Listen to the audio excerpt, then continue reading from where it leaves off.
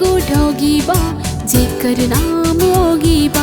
हमर एगो डॉगी बा जेकर नाम ओगी बा।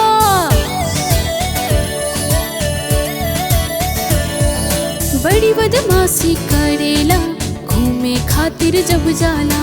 बड़ी बदमाशी करेला घूमे खातिर जब जाला।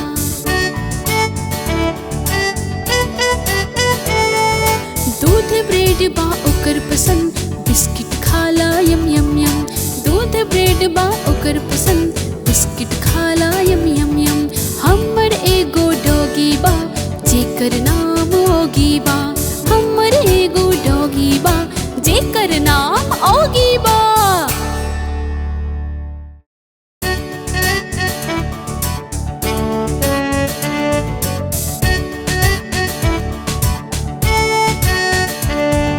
हमर एगो डॉगी बा जेकर नाम ओगी बा। हमर एगो डॉगी बा जेकर नाम ओगी बा।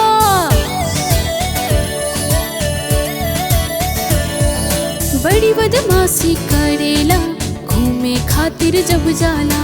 बड़ी बदमाशी करेला घूमे खातिर जब जाला।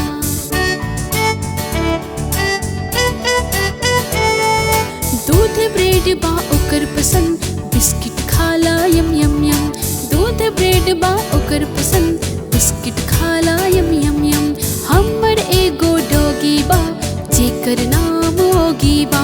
हमर एगो डॉगी बा जेकर नाम ओगी बा।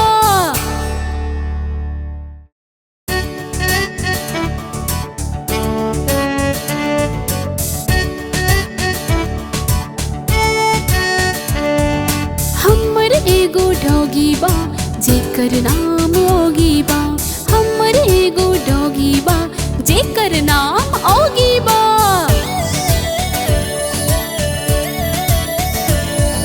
बड़ी बदमाशी करेला घूमे खातिर जब जाला। बड़ी बदमाशी करेला घूमे खातिर जब जाला।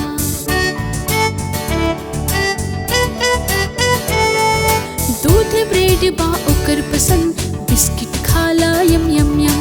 दूध ब्रेड बा ओकर पसंद बिस्किट खाला यम यम यम। हमर एगो डॉगी बा जेकर नाम ओगी बा। हमर एगो डॉगी बा जेकर नाम ओगी बा। प्लीज लाइक करी, शेयर करी, सब्सक्राइब करी, लाल कलर के बटन के दबावल ना भूली। GNX